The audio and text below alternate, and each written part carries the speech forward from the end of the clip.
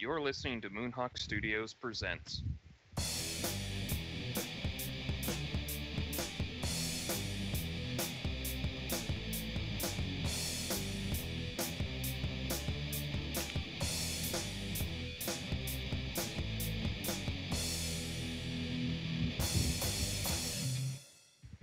All right, everybody, welcome to the season finale for season 12 of Moonhawk Studios Presents.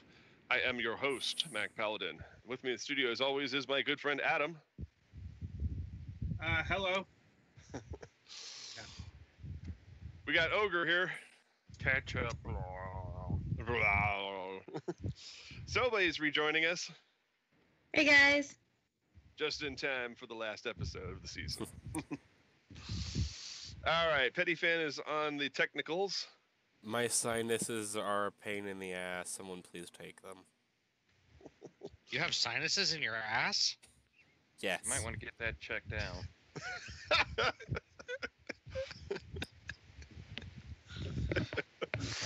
And with that lovely joke, the Golics.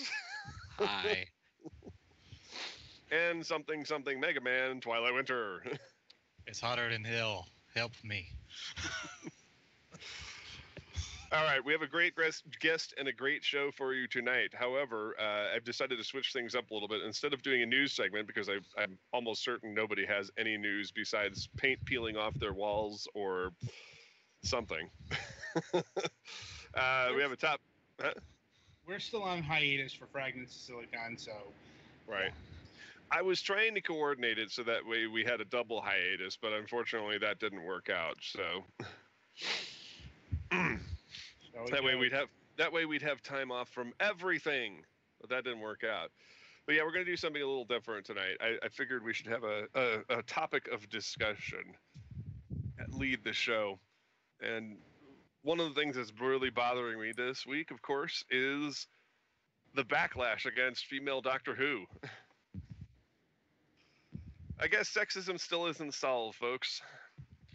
I don't know. You'd think they would have gotten it out of their system when the Master regenerated as a woman, like, what, a season, 2 seasons ago?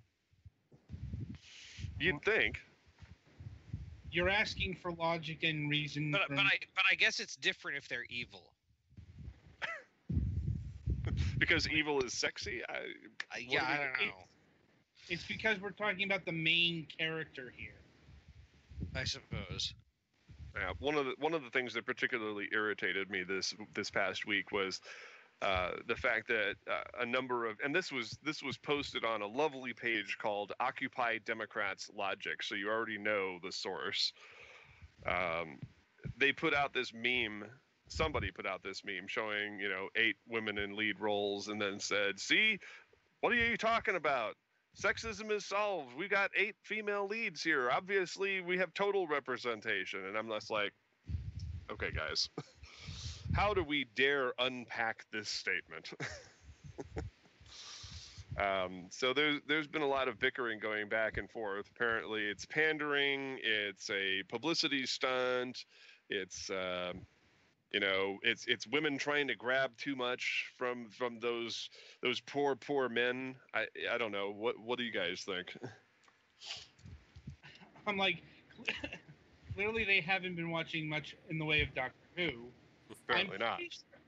I still assert that the classic series mentioned that Time Lords can regenerate into any gender, any race.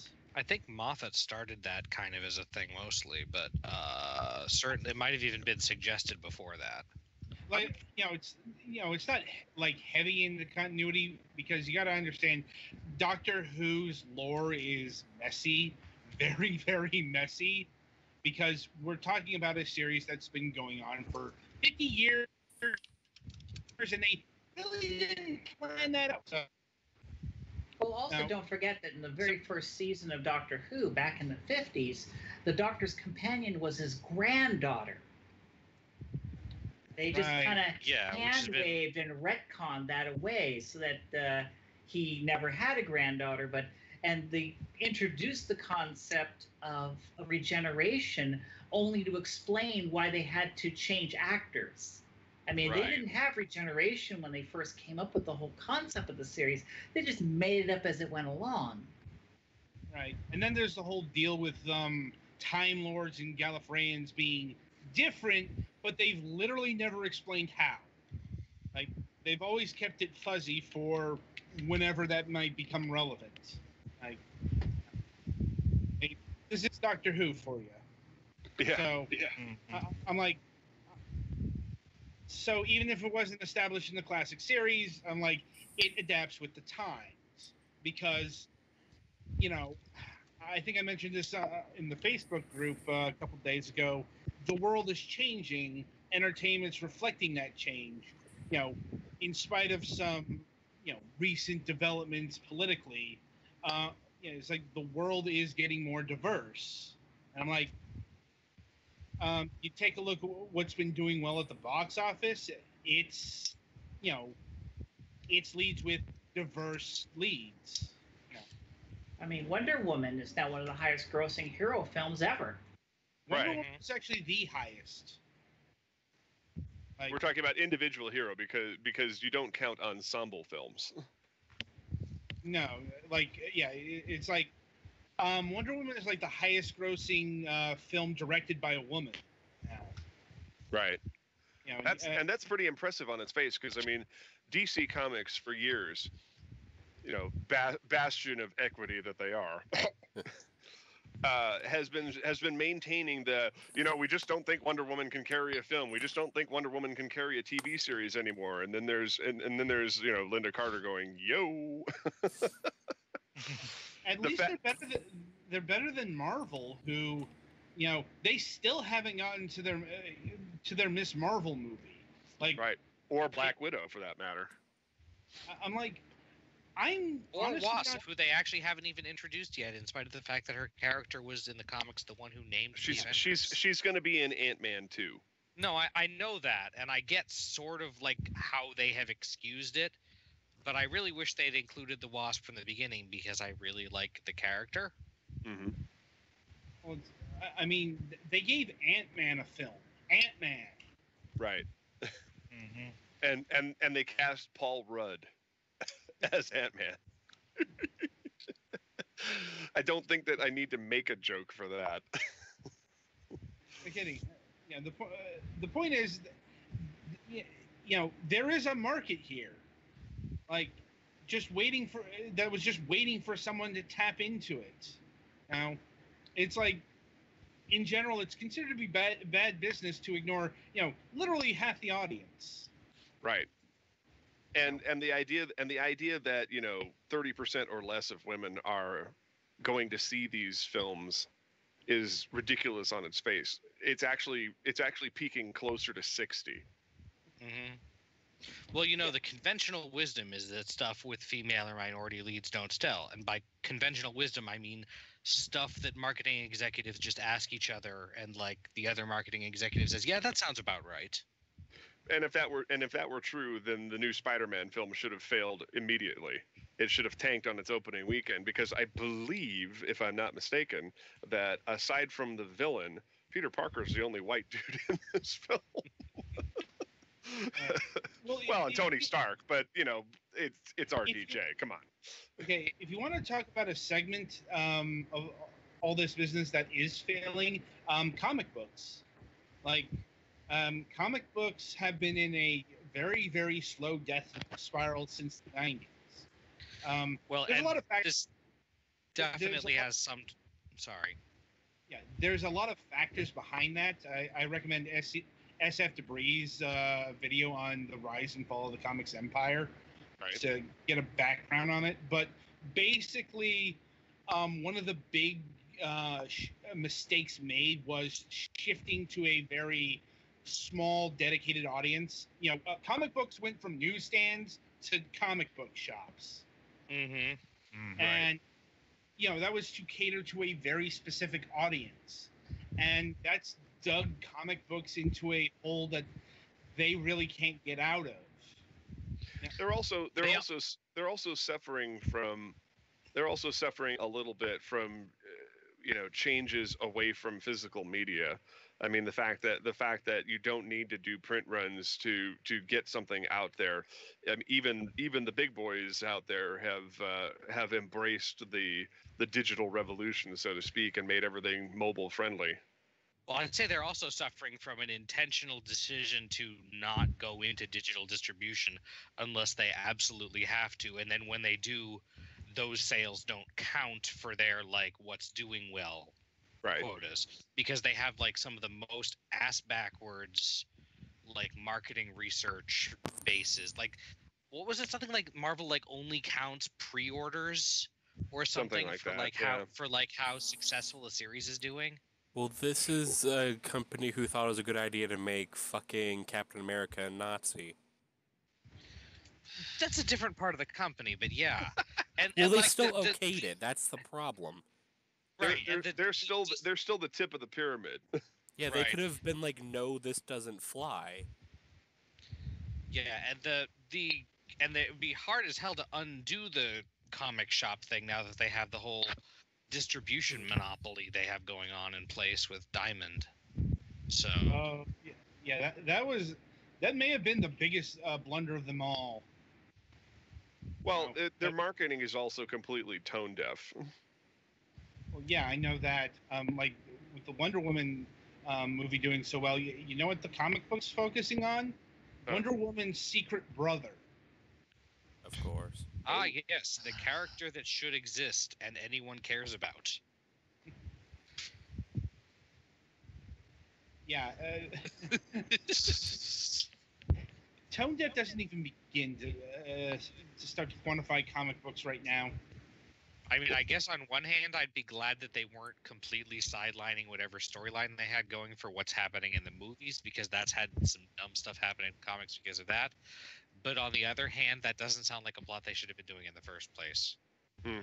And of course, diversity has been going on in the comic books, like Kamala Harris and what have you, and of course the comic book Kamala. readers got Alex. I know. Like the comic book readers have been doing the same thing that the quote unquote Whovian fan base. It's kind of the same pattern we've seen in geek culture for the past couple years, going all the way back to Gamergate. It's like boys club, tree house, get out kind of deal. What is it? The real man woman hater club. Whatever you want to. The He-Man woman hater club. Thank you for getting the Rascals reference or Little Rascals reference. Yeah, unfortunately, nerd culture has become quite toxic over the years. Well, it's like refugees of an era that should probably be allowed to die off to a more or less degree. I'm not sure that's accurate, though.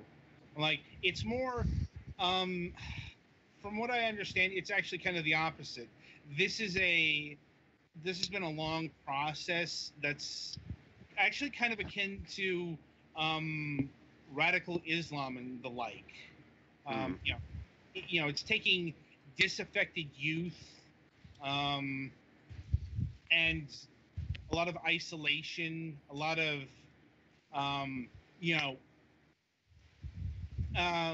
pumping of racism, sexism, what have you, and all of a sudden, or maybe not all of a sudden, but you have a bunch of people who are mad that the white man isn't getting represented enough, among other things.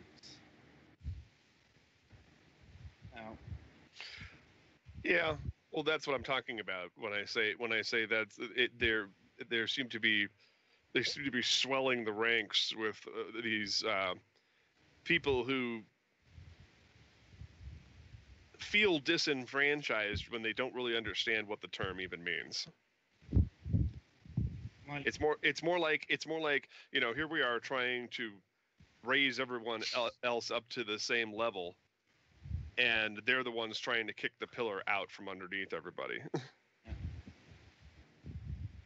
Like, if I can't have it, then nobody can have it. It's that sort of anarchist mentality. I'm taking my ball home. Yes. That's not even your ball. That's it. That's it right there. But I'm entitled to it. Uh-oh. Anyway. Right. And, it's like their brain isn't going to, getting back to Doctor Who, like their brain isn't going to change, the showrunners, the casting directors, everyone's minds here. No, the vocal minority very seldom influences the decision making of the entertainment industry. It's, regardless of what their message is. Just Right. because they're loudest doesn't mean that they represent the largest segment of the population. And Sure, it seems to me that overwhelmingly the consensus is that this is a good thing. It's a step in the right direction. Right. I do also want to address a more subtle form of sexism.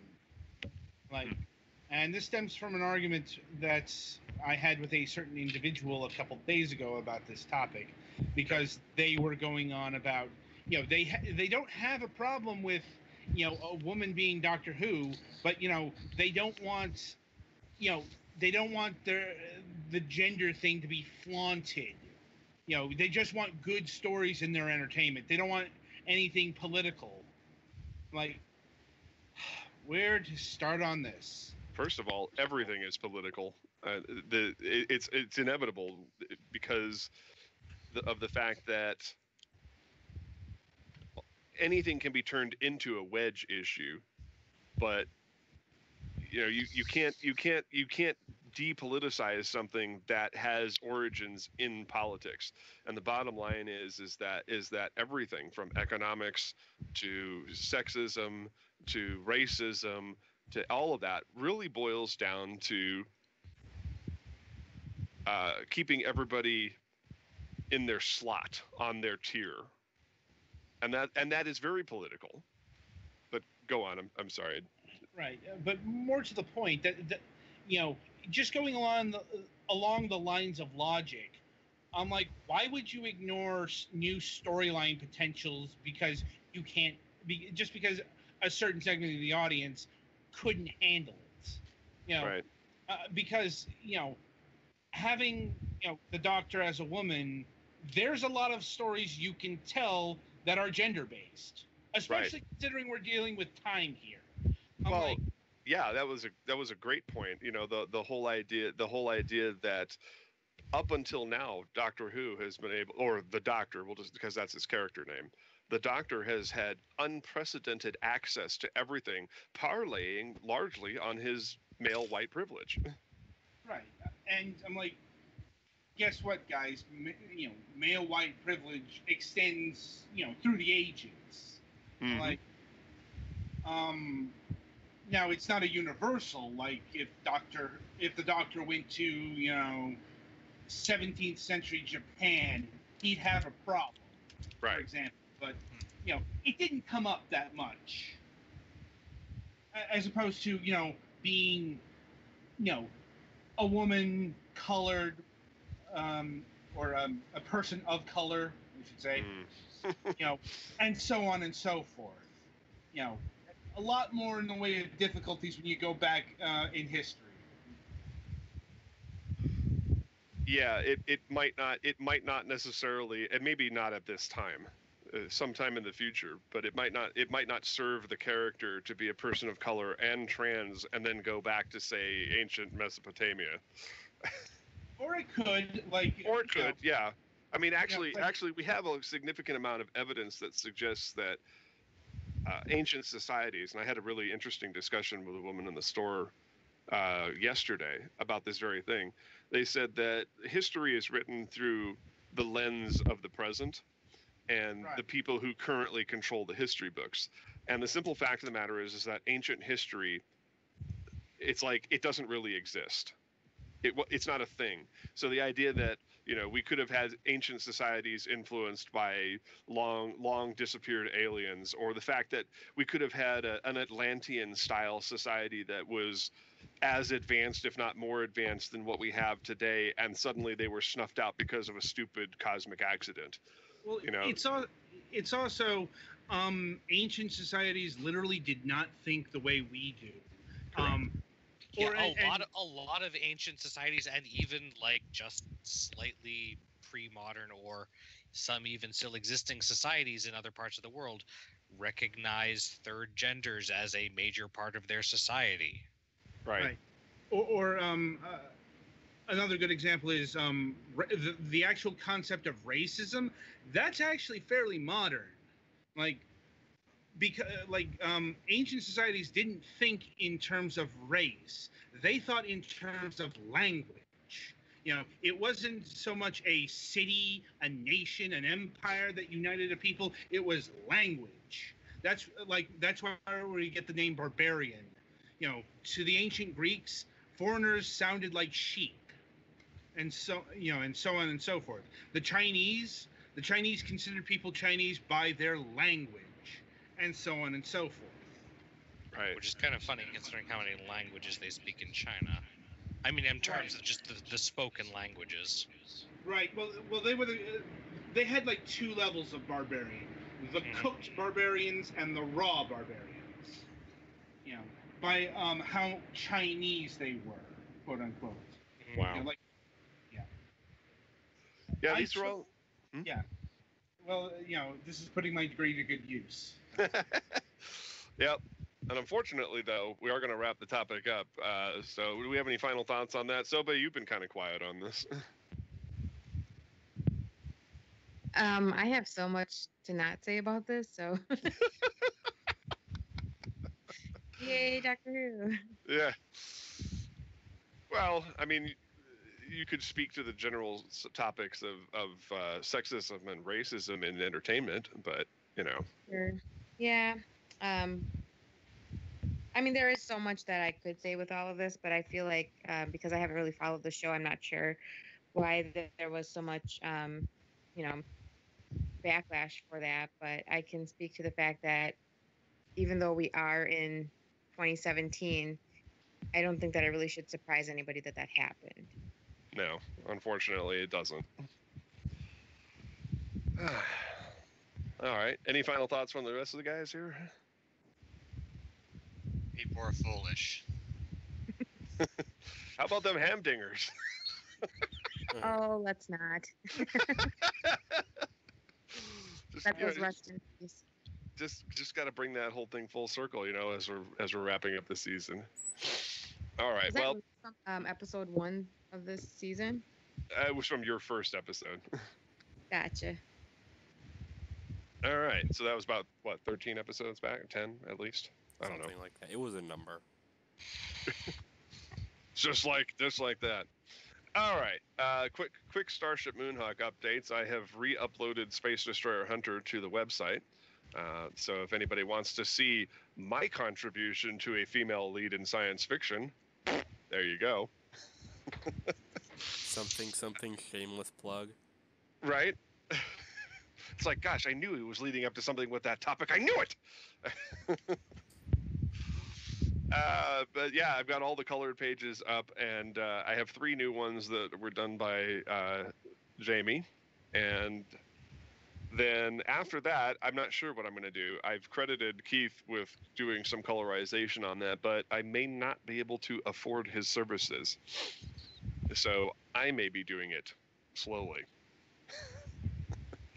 The important reason for that is because I have decided that since I already have a plethora of actors cast for this, that we will go ahead and make a motion comic out of the first episode of Space Destroyer Hunter.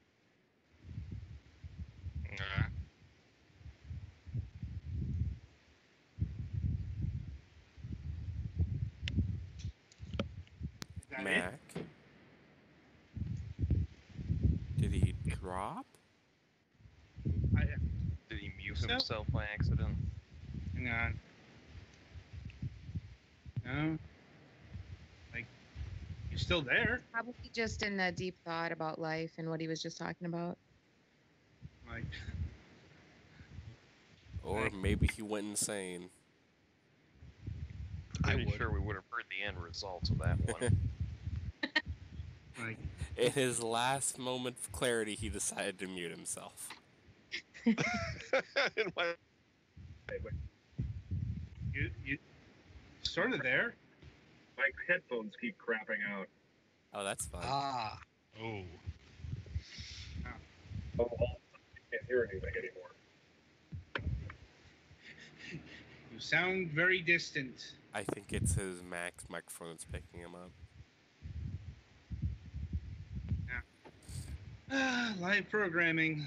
Yeah, basically. It's like, please bear with us, audience. When we like attempts to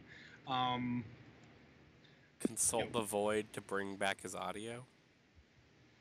And what does Right. X-Death have to do with this? Didn't you know he's the one who steals all the headphone pieces that make headphones stop working? Man, he's got a lot to work on when we get to Savage. We'll be dealing with him soon. Well, Surprisingly. now I Hang on. know why. Can you hear me? Yep. Yes. Mm-hmm. Now I know why these $129 headphones were only $18 on eBay. Wow. They keep shorting out the USB port, and then it just dies in the middle of the broadcast. So, hooray! You've And- decided that we're going to make a motion comic out of Space Destroyer Hunter. Yeah, I'm gonna make a motion comic out of that. Well, I have almost all the actors cast, and I have the ear of Vic Mignogna, so let's just see if I can cobble together the funds to pay his salary. And if I can do that, then this thing's gold. So if I can do that, we're good. Oh, good luck with that. I have solidified the plans to go to FurryCon in Mississippi. That's in September. So that Keith and I have already. I don't know if you guys have been looking at the Starship Moonhawk website lately, but I've changed the header, and we've also fixed all of the graphics so that the social media links actually work properly. Functional websites are always a nice thing to have. Yeah, especially if you're trying to grow your audience. Cosmic Feline is making a return. There's going to be a bit of a time skip and a new storyline. So Keith and I are in the process of working on that. Since Malaya is returning to the fold of Starship Moonhawk, she will cruise with the Moonhawk crew for a while in continuity and then spin off and have her own series. And the same thing is going on, of course, with Space Destroyer Hunter. There's a tiny time skip in between the current storyline running on the website and the first episode of Space Destroyer Hunter, as it takes place in the Cyrus region, which, according to the current storyline, is not yet part of the Star Alliance. So, stay tuned for more of that. But without further ado, I think I'll get to our guest, and we're gonna dedicate a sizable portion of time to her tonight. I'm very pleased to have her here for our season finale of the 12th season of our series. I'd like to welcome Rebecca Heineman, aka Burger Becky, to the program. Hi, everybody. Nice to be on here. Yeah. I wanted to thank you for your commentary during our discussion piece there, even though I didn't announce you yet. And of course, man, where to even start? You're a game developer. You've written novels. You've made comics. Why don't you tell everybody about yourself in short? Well, let's see. Started off as a pro gamer back in 1980, won the National Space Race Tournament, then became a game programmer, and I've lost count with the number of games I've written. And then more recently, I started delving into fiction, where I first started writing novels, which are up on fanfiction.net, and then eventually I did writing of a comic book called Sailor Ronco, which I did that until about a year and a half ago, and I just simply ran out of money to pay an artist. But my day job is making video games. I'm kind of excited about this. I was watching one of your videos, and I noticed that you have an Apple II GS on the chair behind you. Yep, that 2GS you saw in my videos is the actual 2GS I used to write all the games I did at Interplay for all my Apple II. Well, I got that GS in 1986 because it's a ROM 1 GS, and Oh man, that's how old I am. yep. Well, 1986 was when I got that machine. It was a replacement for the prototype I had, and I wrote Task Times in Tone Town, Bard's Tale 1 and 2. For the GS, Out of This World, Wolfenstein 3D, SimCity, Rescue Rover, Neuromancer, Battle Chess. That's the computer they were born on. That's a pretty amazing list. And I also hear that you have the distinction of having written the first and the last game for the 2GS. Yeah, it's true. The very first, now, to be clarified, it's the first and last commercial game, because people today are still even writing little games on the 2GS. Of course, Sure. no one makes money on them. But when the 2GS was a prototype, I threw together a port of my game Task Times in Tone Town, so that when the 2GS was hit the store shelves, Task Times is on the shelf as well. So it was the very first game that shipped with that you could buy for the 2GS. As a result, we sold a lot of copies. But in the last days of the 2GS, there was a company called the Big Red Computer Club that was buying up excess inventory of Apple 2GS games to sell them. And I went ahead and I just did a Super Nintendo version of Out of This World. And I said, hey, it's not that hard to port this to 2GS. And I went ahead and convinced Interplay to do a deal with Big Red. And Big Red wrote a check to Interplay to basically fund the official port. I did Out of This World for the 2GS, and it was officially packaged in Interplay packaging and everything, sent to the Big Red Computer Club. And at first they thought that was going to be the only sales, but it sold so well, they actually reordered it. Wow. Which surprised the hell out of Interplay. Like, wait a minute, they want more of this? But at that point, the sales are still so small that there was no, that was it. We were done. And since then, I did a game. Since Out of This World, I did one more game, which was Out of This World. Sorry, take it back. Wolfenstein 3D, and I did Ultima 1. And both of those shipped for the 2GS. And of course, at that time, they only sold well, Wolfenstein was a freebie, but Ultima sold about 1,000 copies, and that was it. Wow. There was no more, 2GS games that were, available commercially. Now, I don't want to give whiplash here, but I'm going to change the subject just a little bit to some general entertainment stuff because I know the guys are going to want to dogpile on you over the video games. So, yeah, we did 2 lengthy interviews about her career on Fragments of Silicon. So that's true, but this audience hasn't heard it yet, so I'm sure we'll have plenty of stuff to cover here. I did want to talk to you about Sailor Sun, Sailor Ranko. Mm-hmm. Now, you started out on fanfiction.net. What made you decide to get involved in that particular fandom?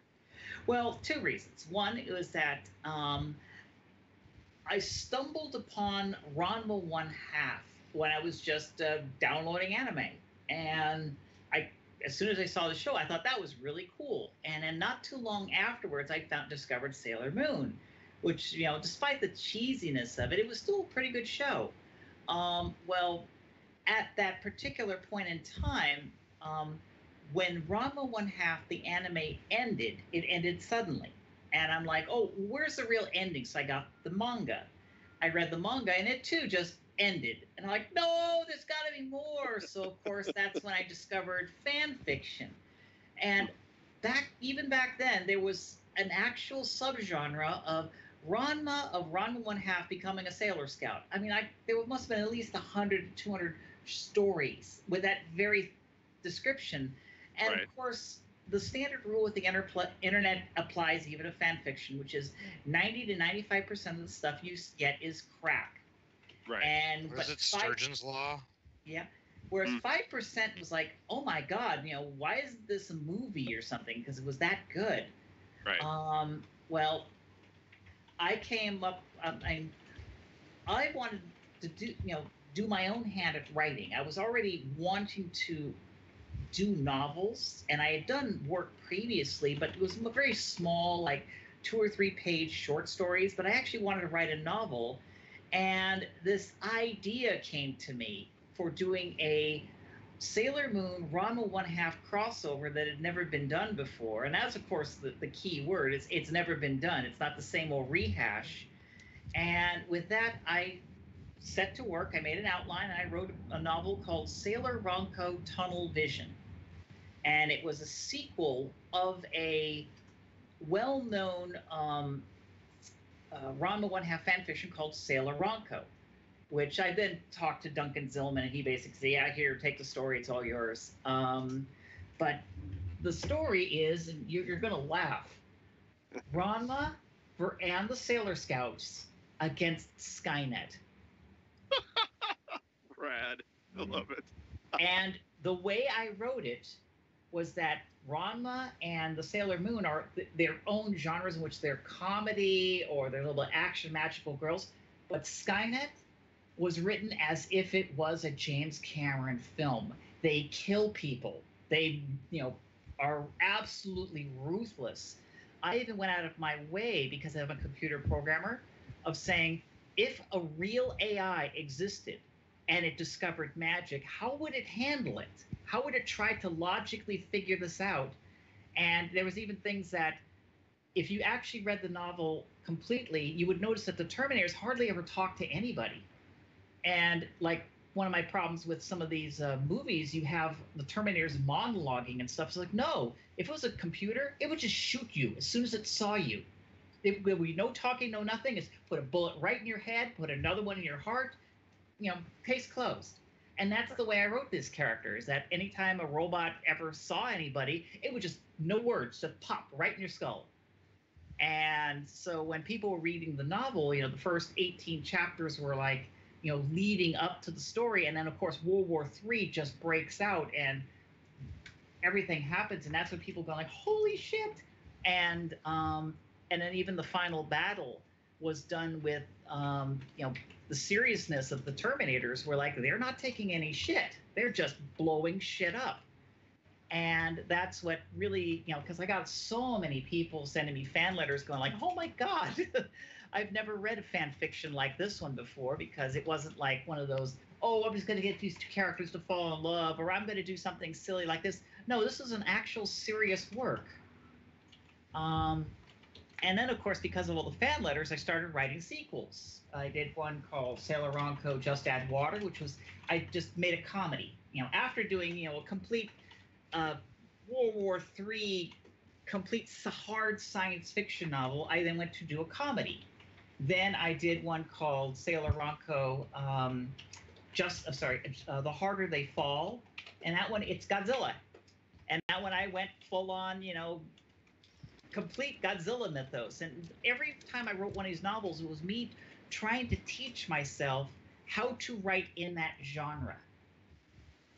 And then after, I think I did like 6 novels and a bunch of short stories in there. At the point I'd finished, was halfway through doing Sailor Ronco Thrice in a Millennium, was then I realized the stuff I'm doing now is professional quality. I should start writing my own original works, which I actually have. I just haven't gotten around to publishing any of them yet. Okay, well, it's nice to know that there's something in the queue. Oh, yeah, well, let's see. One is a prequel to Stephen King's The Mist called The Arrowhead Project. And the basic elevator pitch is, imagine the soldiers from Aliens fighting against the creatures of the mist. Wow. And it's done as hard sci-fi, and I go around explaining what the mist is, the Arrowhead Project itself, the military base, and how shit hits the fan. And there's even things that happen, because the story happens before the events of the mist, but at the last chapter, there are events that occur at the same time the mist is occurring in the city. So there's things like an event occurs at the base which causes the earthquake. So like if you ever read the book The Mist, there was first an earthquake and then the mist hits the town. Well, you'll find out what caused the earthquake. And then, of course, I have a really dark Stephen King ending, because it's, they think they won, but no, they didn't. Because after all, the mist, the novel still has to happen, which means obviously the mist wasn't defeated or destroyed. And then another one is a science fiction story called Unsung Heroes, which is set kind of like 500, 600 years in the future, in which a group of survivors from a space station attack have to find their way back to Earth from an alien race. While all this time a war is now going on between Earth and this unknown alien species, in which I describe things like, when we colonize a planet, how do we deal with bacteria? How do we not just drop dead from the infections and things like that? And just all sorts of things in the world and the mythos that I created for the story. But yeah, those are some of the things I've actually written. But I really need to, go back, finish up some stuff in the stories, hand them off to my wife so she can edit or proofread it and so forth, because they are intended to be more professional works. Right. So now we've heard all of this in-depth information. Going back to the Sailor Ronco thing, Sailor Ronco, Sailor Sun, is considered to be the trope namer for the Mary Sue, the ultimate Mary Sue, if you will. Uh-huh. How do you deal with avoiding that label? Well, for one is that it depends on how you're doing the character. Mary Sue really is a character who you introduce, and it's basically nothing can harm this character, and this character solves everybody's problems. Right. And that is the definition of a Mary Sue, in which it's the somebody comes in, and really in many cases Mary Sue is that the author themselves is writing a character who's their own avatar into the story. Now, the Wesley Crusher syndrome. The Wesley Crusher syndrome. But in this case, Sailor Sun really is Ranma Sao Tome of Ranma 1/2, which means he's got all his baggage. Things like he wants to keep his identity secret because he doesn't want his mom to find out that he's now a super heroine, because that would, he would lose respect from his mother when asking, why aren't you a superhero instead of super heroine? The fact that he doesn't like being a Sailor Scout. In fact, in one of the pages of the comic book, I had this whole fight choreographed with Sailor Maros and Ranma as Sailor Sun, and they're both having a conversation, but they're both from completely different points of view, but neither of them are understanding that they're not talking about the same thing. One is Ranma's like chastising the girl, saying this is a man's fight, so he's being chauvinistic, being chauvinistic, being basically a jerk, the same kind of character he always is. Right. And the Sailor Scouts are like, oh boy, a new girl we could go ahead and go make up with and everything. He's like, what's wrong with you? But at the same time, he's deeply flawed. He's got all of his problems. And of course, he's got to keep this superhero identity a secret from his parents.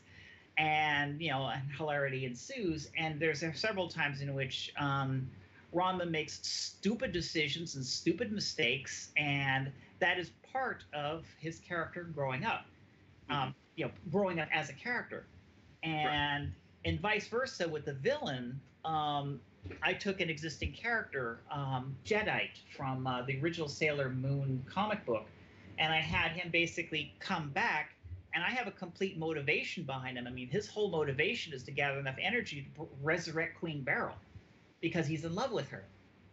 And so he's not doing all this because he's evil. He's doing this because he wants to bring back the woman he loves who's dead. And of course, as you may remember in the original Sailor Moon mythos, Queen Beryl does not love Jedi. She's in love with the character Tuxedo Mask. So, right. So if he does succeed, well, that's not going to go the way he wants. But it doesn't mean that, someone who's so obsessed with someone isn't going to essentially be the villain of a comic book. That's quite interesting. Now, as far as the comic goes, I've had connections with all of the artists that you've ever worked with, except the most recent one, I would have to say. Yeah, Erwin Crociata? Yeah. I've had connections with Asuka and blanking on their names, the MSF High artist. It's kind of interesting, and they worked on it for a while. Yes, they did. what were some of the troubles you had with keeping your team together? Well, the biggest problem was that the Asuka and I know it by his real name, but I don't want to say it because I know he has his thing about anonymity. But anyways, Wraith or something like that. Yeah, Wraith. That's it. Wraith. That's his handles. Wraith. Yeah, Wraith Asuka. The problem with them was that when I first started doing the comic, I was approaching the exact same thing that I was doing with writing my fan fiction. Was I was doing it to learn how to do it. Mm-hmm. So I was going to make mistakes. I was winging it. I was speaking, and of course I was talking with all the other people at 910 Comics, asking for pointers and stuff, like Anonymous and Thomas Cat and so forth. I made friends with pretty much everybody there, and I was just picking everybody's brains, saying, "How would you do this kind of scene? How would you lay this out?" And then I was paying Asuka and Wraith money to do these pages. Now I couldn't pay them very much money, but then again, the quality of their work was kind of worth what I was paying. But the problem was, as time went on, they then started saying, "Well, we need more money. We want to make a living off of this." And I said, "You do understand that this is a hobby of mine. This is not. I'm losing money. Every page is coming out of my pocket." Right. And then they started doing some really funky math. They says, "Well, you're getting donations off the website. We should get half." It says, "No, those donations don't even make a small dent in the money that I am paying out to you to do the art." And they just couldn't understand that. So at that point, I then said, "You know what? This is a hobby. It's not worth the drama." And at that point, I terminated the relationship with them. Well, then shortly thereafter, that's when Connie Diodone came in and said, "Hey, I really need a job." And I says, "Look, this is all I can afford to pay. Can you do it for that?" And she said, "Sure." So she did about half of a book with me, and she redid most of the covers. And, I paid her for it. But then she got busy with her own life and other better paying jobs, which was when she went on her way. Otherwise, had she, been available or so forth, and if I could afford to give her more money, I would have been more than happy to continue with her. I mean, I highly recommend Connie. I just, wish she was her just. artwork is pretty amazing. Yeah, and I hope one day she would get back to doing Ruby Thursday. Yes. But that's her comic, so you would need to get her on the show to ask her whatever became of that. But I then met up with Erwin via a mutual friend on 910 Comics. And he and I spoke, and he then started auditioning. He actually sent me like 3 pages that he just redrew and said, "Hey, what do you think about this?" And I look at this guy like, "You nailed the manga style. I mean, I really couldn't ask for anything better."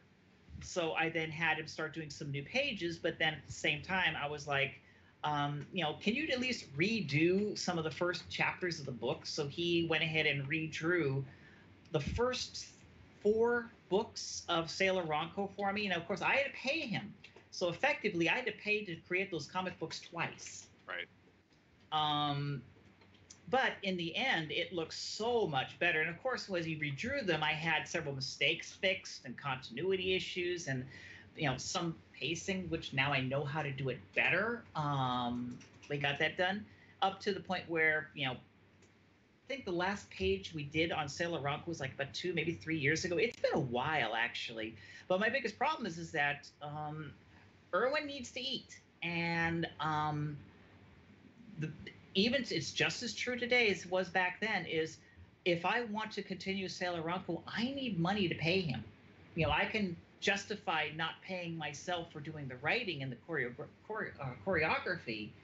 But, if I'm asking an artist to draw comic book pages for me, I can't ask him to do it for free because that would be unethical. I mean, I'm not one of those kind of people that says, "Hey, will you draw this for me for exposure?"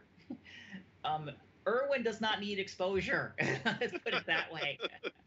I always tell people that the only exposure they're gonna get if they ask me to do artwork for them for free is my backside. Yeah, I mean, I have to put it in perspective. I'm married to an artist, And so I see her like at least once a week. She would say, "Hey, check out this email I got or this message," which is the usual, "Hey, can you do something that would take, easily a couple of weeks, if not months of your time to do, but do it for $200?" And we both kind of giggle at that. But and then of course when we tell that person, no, you can't ask an artist to do a painting for you and only pay them $200, because let's do some math here. A painting can take a professional artist anywhere from 2 weeks to 6 weeks to do. So let's take the average, 4 weeks. 4 weeks full time is 160 hours. Let's just say you paid this person $10 an hour, which is bloody cheap.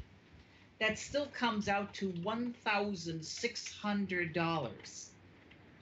So explain to me how you're going to get this artist to do that level of work for $200. It just, too many people out there think that, oh, the painting, it's going to take you an afternoon to draw that. No. No. It's just really, that's not going to happen. Just like I get it in the video game business. I mean, people come up to me and say, "Hey, Becky, you've written all these games.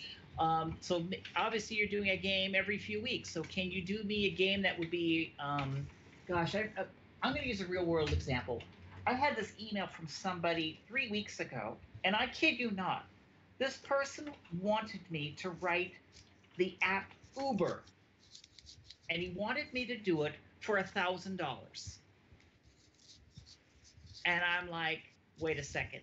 You want me to duplicate the functionality of Uber, plus all the back-end servers, and all that art, and you think that I could do this for $1,000? And he says, well, that's how much it cost Uber to do it. And I'm like, maybe in your fantasies, but not reality. I mean, an Uber app, if I was to be contracted to do a duplicate of Uber, I start at $1 million. Wow.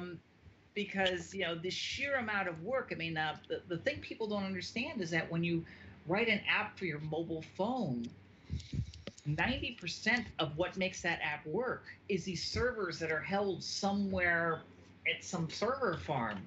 And all that equipment and all the software and all the testing and all the hard drives, that costs money. And while the app itself might be only, let's say, $50,000 to $100,000 to develop, the rest of the money is in all that back end stuff. Right. But so many, just like in art, people just say, "Oh, I look at this picture, I consume the picture in about 5 to 10 seconds before I turn the page. Obviously, it only took like a few minutes for the manga artist to draw this." And it's like, no. Well, that's kind of like with Final Fantasy XIV. We've been having some server issues since the expansion. People are like, oh, Square should just get new servers. It's like, you do realize that's minimum a few $100,000, right? Mm-hmm. On a team that's already underfunded. Yeah. And they have to move everything. It's not just a matter of buying the equipment. Oh, if we could just magically buy the equipment and no data migration, everything would be hunky dory, right? Mm-hmm. You just plug it in like they're stickle bricks, and it just magically transfers the data. Yeah, we'd be looking at a few weeks of being unable to play and costing Square over a few $100,000. Mm-hmm. That they may or may not see back on investment. Yeah, and therein is the problem, is that how do you know the switching of the servers would actually fix the problem that you're having? Mm-hmm.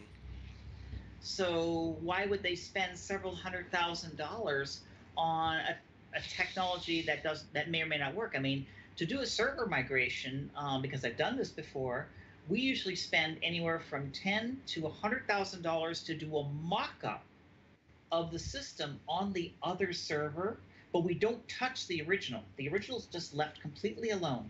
We just copy it, put it on this other server, test it, and then slowly start moving apps over to it to make sure that it scales.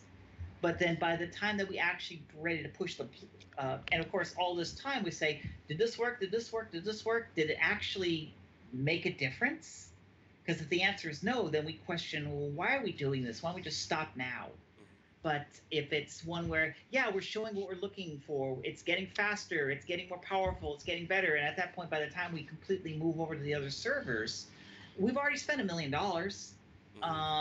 But we are certain now that we're going to get what we're paying for.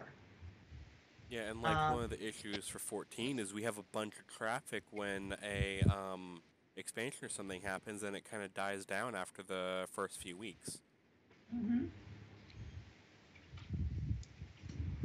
Yeah, and that's the problem with like any deployment of a game or something like that. It's just like a movie. It's where when it comes out, the servers are hit hard, and you need to be able to get, thousands of servers online for the first few weeks. But then after that, people get bored, they log off, they move on, and that's when it starts scaling down, and that's when you start releasing servers because you don't want to keep spending the money for 10,000 machines where 9,000 of them are just sitting there going blah, blah, blah, blah, blah, blah, blah, like that. Mm-hmm. All right. I have but one question left for the entertainment side of things, and then I'll give the guys 20 minutes to have at thee. Have at you. Have at you. Yes. If you had your druthers, would you return to Sailor Ranko? If I could pay for an artist, yes, I would love to get back. In fact, I have the outline all the way to the ending. I mean, I know exactly how Sailor Ranko, the novel series, and Sailor Ranko, the comic book, ends. I already have it written. I just need to be able to get there because, like, the comic book it ends on chapter 18, and the Sailor Ranko novels, there's 3 more novels. But unfortunately, my biggest problem is I have to pay my rent. And if I'm going to devote full time doing this kind of writing, I need to somehow be able to pay my rent. And that's my problem right now. I'm more focused on doing projects that people are paying me for so I can keep, eating. Otherwise, I would be more than happy. I mean, actually, if I actually had the kind of money to retire, which I don't, so I'd be going straight to that. Well, given your personal notoriety, have you ever considered using the brave new world of crowdfunding, such as Patreon or something like that, to try to get the funding together, strictly to, at least break even? I've actually figured that out, but it basically for me is the costs are $80 a page to do Sailor Ranko. Mm-hmm. I don't know if people find Sailor Ranko popular enough that I'll be able to get enough people to be able to justify $80 a page. Well, I can tell you from experience with my completely obscure science fiction series about the biggest gun in the universe that it may be possible. So I would encourage you to try it. I'll give it a try. It can't hurt. All right. All right, I'm going to unleash the fury. The guys have a few questions for you, so I'm going to turn it over to Adam and Ogre and Petty Fan and the Galax. Well, I guess it's our turn. Well, I think we'll see. What you been up to lately at Old School? Well, let's see. Projects that I can talk about. We finished up our work on a game called Age of Empires Definitive Edition. What we did is you were behind that? Yes. We and again a company called Forgotten Empires. Now our work is done. Forgotten Empires is still working on it. They're the ones who led it. They just hired us. So if you really wanted to say who was behind it, we'd Forgotten Empires.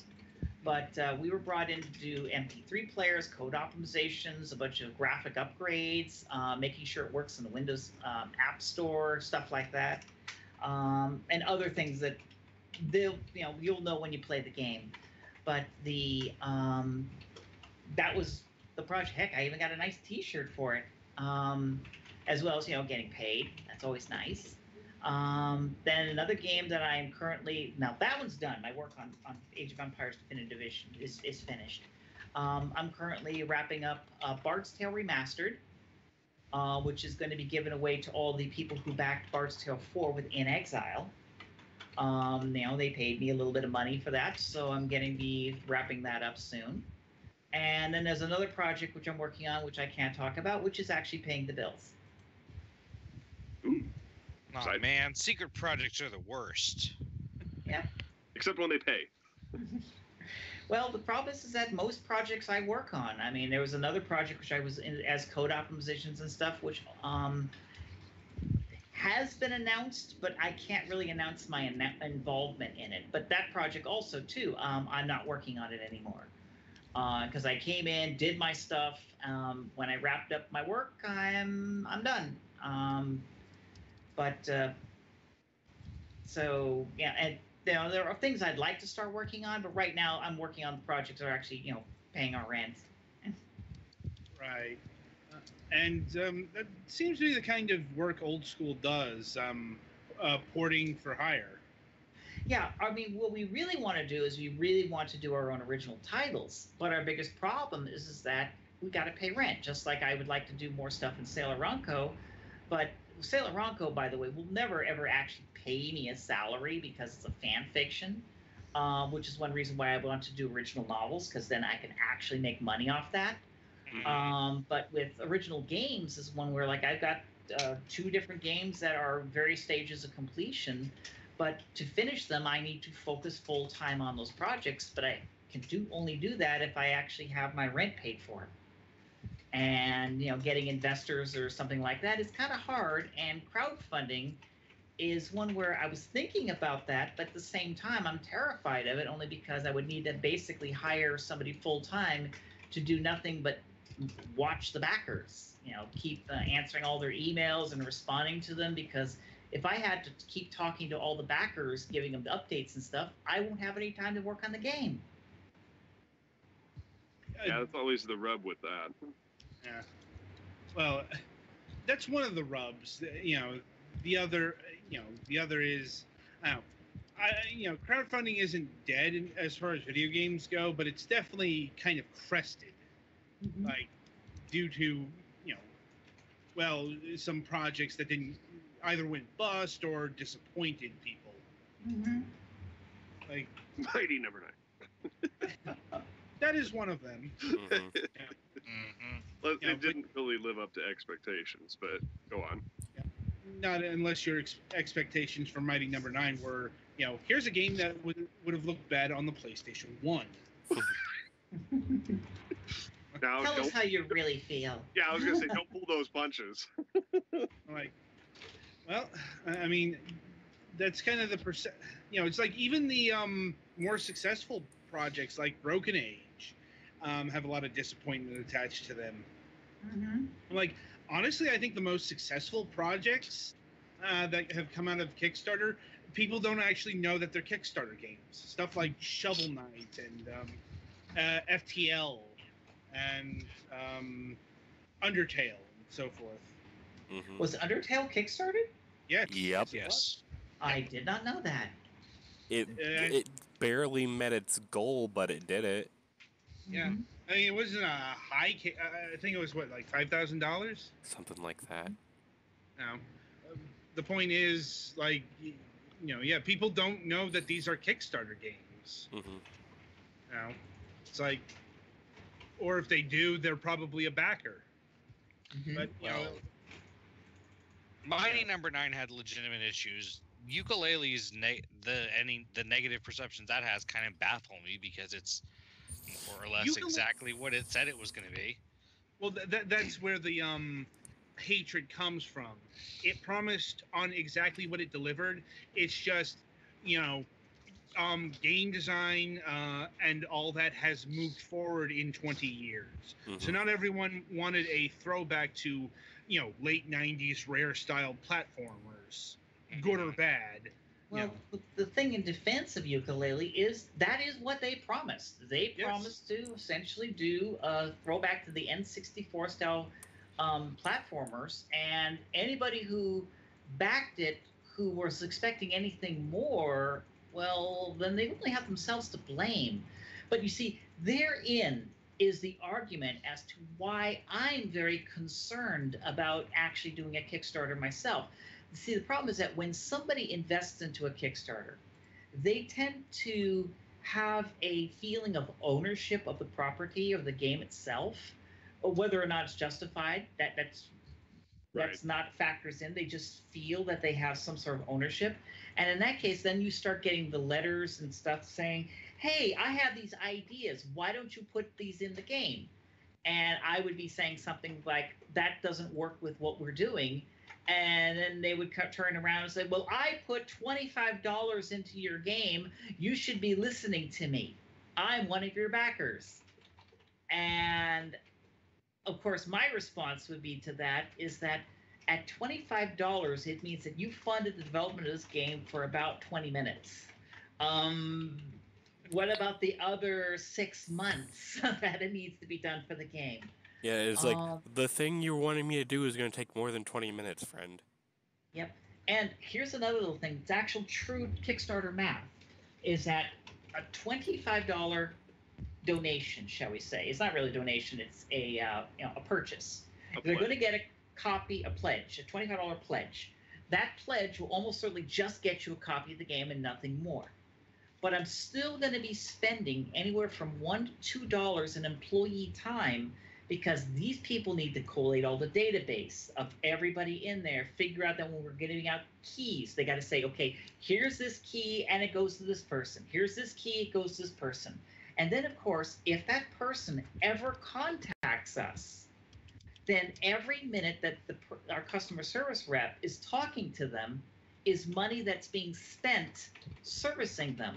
And at let's face it, a $25 pledge, after taxes and Kickstarter fees and things like that, I only get like $15 out of it. And if we spend 1 hour of time talking to that person, we just spent that money on the customer service person, so our net income is zero. Yeah, I usually try to pledge for more than just the minimum amount. Which is like when I pledge for like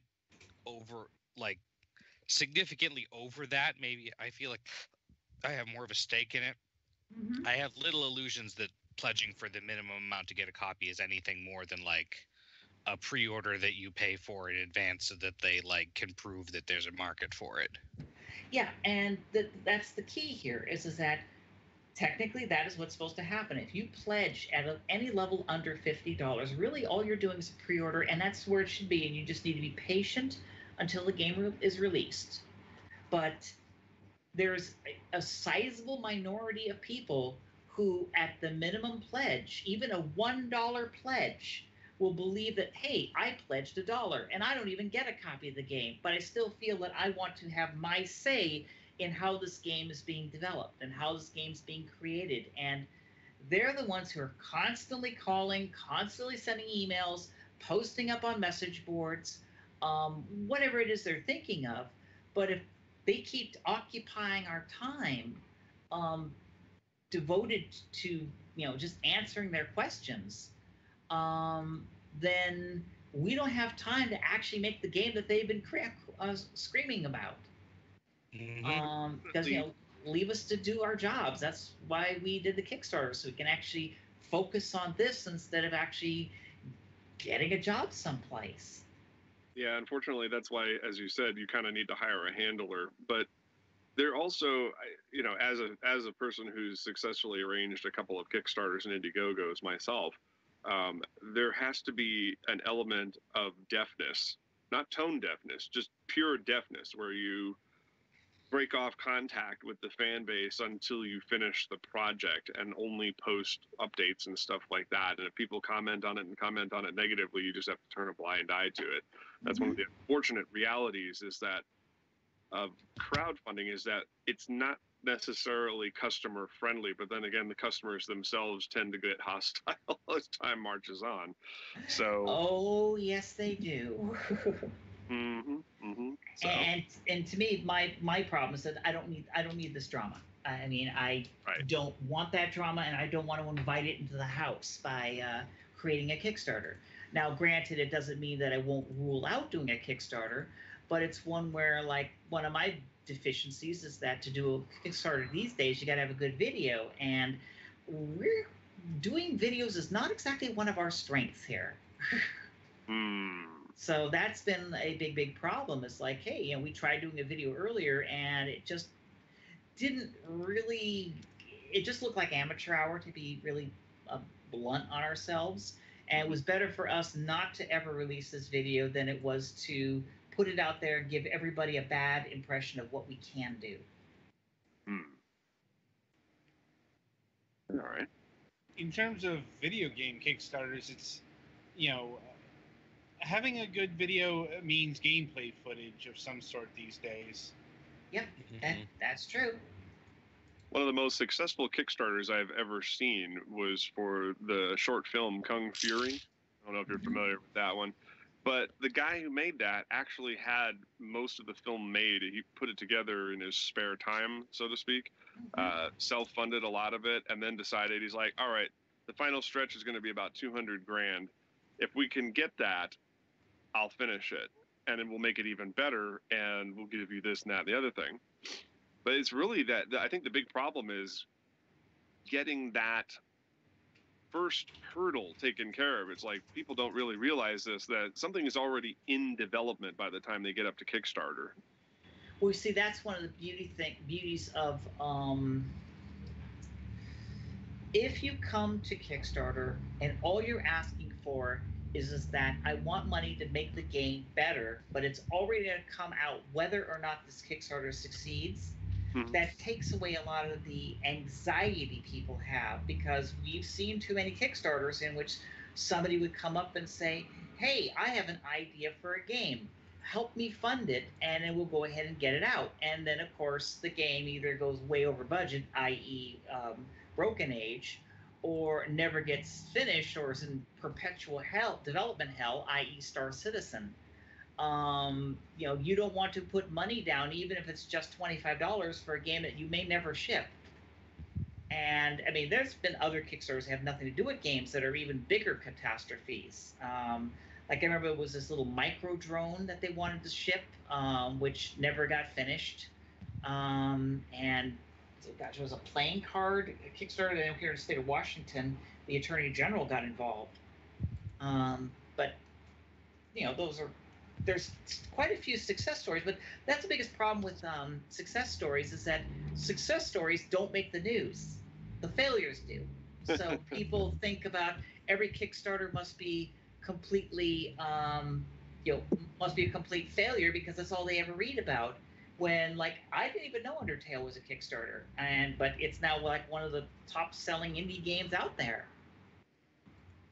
So much so that I've seen plenty of fan games actually made based on it. I'm not sure where they got the source code, but hey.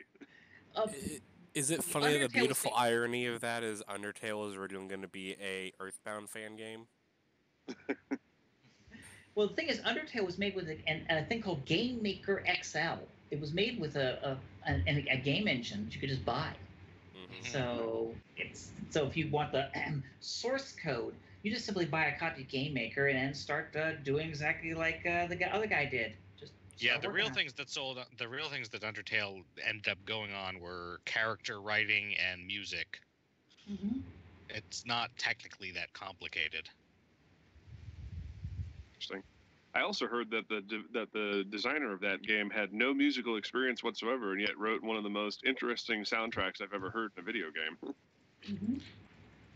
I think he'd done like writing things before that, but I don't think he's like formally trained or anything. It'd be nice if we could get Toby Fox, but he just doesn't do interviews. Yeah. I mean, I don't blame him. No, I don't blame him either. Just, reclusive is reclusive. And, as far as owning, equity into a video game, that's Fig. Yeah. I mean, sort of.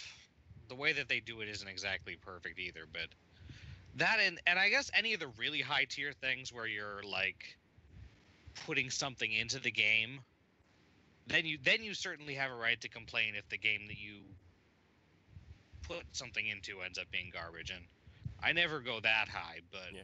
I tell you what, if Bloodstained and Indivisible don't end up being at least decent, I'm going to be super disappointed because of where I funded those at. Well, Fig was designed to solve a different problem because you see, when Kickstarters are out there, the maximum you can put into a title is $10,000. You cannot pledge more than that. Mm-hmm. There were people out there who basically are loaded, and they wanted to be able to put more money into a game, and they wanted to treat it not as a pledge, but as an investment. That is, I will put in $100,000 for the development of Widgets Incorporated, but in exchange, I want 1% of the profits so that I can actually get my money back. Well, Kickstarter doesn't allow that at all. That's just not how that's not how you do it there. So Fig was created in order to allow people who essentially have hundreds of thousands of dollars laying around and they happen to also like games. And there's like about 30 or 40 people out there who have been investing, because I know some people at some of these big funded companies, and they tell me that, yeah, there's this one person who's invested in a game, and I come to find it's the same person who invested in another company and another company. And so Fig was essentially to allow people like this individual to come in and say, hey, such and such game looks good, but I also want a piece of the action in exchange for my money, so that if the game completely, utterly tanks, then yeah, I lost all the money, but at least you still have the game. Or if the game is a runaway success, I get all my money back. Right. Mm-hmm. Right. Yeah, it's just It's what I would do if I was rich, but I'm not. right. And there's also like some independent crowdfunding that does that. Like Project Cars has a profit sharing crowdfunding thing attached to it. Yep, and what was it? Portalarium is doing something like that right now as well. The guy's doing Ultima. No, sorry. God, what's their spiritual successor to Ultima Online? I forgot the name of it. Oh, Shadow of the Avatar, or something like that. Yeah, they're doing Shadow of the Avatar. Yeah, they're doing a investment thing where you sign up and you can invest $500 to buy an actual share of the game. So if the game succeeds, you get some of your money back. But if the game succeeds really, really well, you get all your money back. If the game breaks even or bombs, well, you just help make the game in existence, but that's all you'll ever see. Right. So we're getting low on time here. So my final question is about you're bringing some of the classic Interplay titles to Steam, correct? Yes, I've been busy putting a lot of these old games up there. Yeah. Can you go into detail about that, or is that something that's off limits currently? Well, what is it you want to know specifically? Well, like, how was this all set up? What titles have you done? What titles are coming out? And has the whole Descent thing been resolved? Well, I'll start off with the Descent thing. The Descent thing is something that has to be resolved between Interplay and the original creators of Descent. Once that's resolved and taken care of, then you can be certain that I've got this little script I got to hit return on, and it'll put Descent back on Steam. Until that's resolved, my hands are tied. But on other things, we got the Star Trek license renewed from Desilu, which is why the Star Trek 25th Anniversary, Star Trek Judgment Rights, and so forth are now on Steam, was because there was a time in which we couldn't put them there because the rights lapsed. What I wouldn't give to see The Secret of Vulcan's Forge finished. Well, that would be...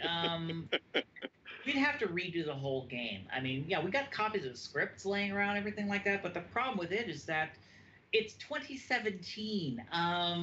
Anything and everything was created. Even if we had the source code and stuff like that, we'd be throwing it in the trash and starting over. But you do have all the voice acting clips.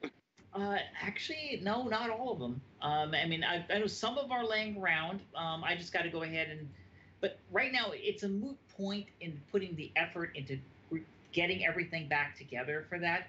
Only because in order to do Star Trek Wrath of Vulcan and Fury, somebody would have to write a check for a couple of $1 million for its development. And let's put it this way: Interplay doesn't have any money. Right. Like I'm being paid peanuts, which is one reason why the Interplay games are just coming out one at a time, and we're just doing DOSBox for most of them because that's all they get for the amount of money they're paying. Now, granted, of course, if the games sell well and there's actually a budget available, there are a whole slew of games that are scheduled for remastering, but or sequels. But that would actually require money because artists, programmers, writers, etc. They don't want to work for exposure. They like eating. Yeah, eating's good. I will work for exposure to food. You have diet of exposure, aka Oregon Trail. All right. So, any other questions? Yeah. What's like the next title getting released from the Interplay catalog? Castles 2. I don't think I ever played that one. It's good. It's actually held up. Even though it's a pretty old title, it's still relevant. It's still a fun game. Yeah, Castles and Castles 2. The problem is I have like so many games to play. Yeah, damn you, Steam Summer Sale. It's not just the same summer sale. Being, in the video game journalism business, as it were, there's a lot of games we play for review week in, week out, literally. Mm-hmm. Like, we have two that we need to at least get some time in by Sunday. Yep. Like, yeah. I've started for once. Yeah. I suppose that's a good segue as any to the end of the show. Yeah. The only thing I have left for you, Rebecca, is do you have anything you want to plug right now? Stuff that's coming out. Well, the other thing that's coming out is, of course, Age of Empires, the definitive edition, will be coming out from Microsoft in the next month or two. Hope you guys all like that. A lot of work went into that game, and it is based on the original source code of the original game, so it's going to play like the original game, although the graphics and the AI has been updated for modern computers. And, of course, be on the lookout for Bard's Tale Remastered. Ooh. Are those going to be just like on the Windows Store and Origin, or are they coming to Steam? Well, if you're talking about Age of Empires, it's going to be on the Windows App Store and Xbox One Store. Any other platforms, that's up to Microsoft to announce. Okay, that's unusual. Considering I can only say what's been publicly announced. I cannot say anything that has not been publicly announced. Those NDAs. I have to obey them. Microsoft is weird like that. Well, it's weirder because like all of the other Age of Empires stuff is on Steam, and Age of Empires 2 did crazy well on Steam. But as you said, Microsoft is weird. And where can people get the Bard's Tale remastered eventually? Currently, right now, it's going to be available for everybody who has already pre-ordered Bard's Tale 4. After that, we're going to be seeing about other methods of distribution for people who have not purchased that Bard's Tale 4, but that hasn't been completely decided yet. We're going through a bunch of options right now. But until that's decided, there's nothing to announce on that end. Gotcha. All right. Well, on that note, I want to thank you for coming out and talking to us and putting up with our slightly jumbled format here. I did something a little unusual tonight to try to shake things up for the season finale. Mm-hmm. But again, thank you for making the time to be with us and chat with us about your career and all that stuff. I'm sure. Thank you for having me on your show. Absolutely, absolutely. Hopefully, we'll be able to have you back in the future when we have more to talk about. I'm sure that they'll have you on Fragments before you know it. All they need to do is ask me. All right. All right. Well, ladies and gentlemen, that was Rebecca Heineman cleaning up for our season. And that is the end of season 12 of Moonhawk Studios Presents. Guys, remind me again when season 13 is supposed to start, assuming I'm not triple employed. 2 weeks from now, which will be... Come on, calendar. That will be... It should be August 9th? All right. And who do we have for August 9th? We should have Ed Greenwood, but I've been having difficulties contacting him to reschedule. Since we had to bump the schedule down. Right. So, worst case scenario, we have a just empty slot for opener. Okay, well, that may be our next topic of discussion about whatever I'm angry about on Facebook this week. Don't worry, there's plenty of stuff on Facebook to get angry about. Oh, God. Where to begin? Wait, that's a whole other season. All right, well, on behalf of the crew at Moonhawk Studios Presents, that's Adam, Ogre, Sobe, Petty Fan, the Galix, Twilight Winter, and, of course, myself, Mac Paladin. Thank you for joining us for our 12th season, and we hope to see you next time. Until then, this is Mac Paladin saying thanks for listening, and stay safe out there, kids.